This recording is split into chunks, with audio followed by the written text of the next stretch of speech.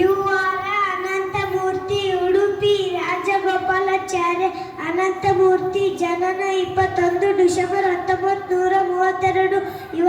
ಇವರಿಗೆ ಸಮಗ್ರ ಸಾಹಿತ್ಯಕ್ಕೆ ಜ್ಞಾನಪೀಠ ದೊರೆಯಿತು. Thank you.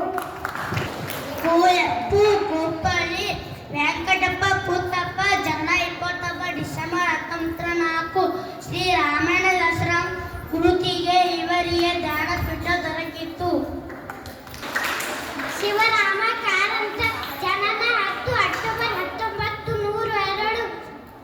ಮೂಕಜ್ಜಿಯ ಕನಸುಗಳು ಈ ಕೃತಿಗೆ ಇವರಿಗೆ ಜ್ಞಾನಪೀಠ ದೊರಕಿತು. ಮಾಸ್ತಿ ವೆಂಕಟೇಶ ಅಯ್ಯಂಗಾರ ಜನನ 6 ಜೂನ್ 1891. ಚಿಕ್ಕವೀರ ರಾಜೇಂದ್ರ ಕೃತಿಗೆ ಜ್ಞಾನಪೀಠ. Thank you. ಗೋಕಾಕ್ ವಿನಯ್ ಕೃಷ್ಣ ಗೋಕಾಕ್ ಜನನ ಭಾರತ ಸಿಂಧು ರಶ್ಮಿ ಗೋಕಾಕ್ ಕೃತಿಗೆ ಜ್ಞಾನಪೀಠ ದೊರಕಿತು. Thank you. ಕರ್ಣ ಜನನ 19 ಮೇ 1938. ಸಂಗಾರ ಸಾಹಿತ್ಯಕ್ಕೆ ಜ್ಞಾನಪೀಠ ಪ್ರಶಸ್ತಿ ದೊರೆಯಿತು.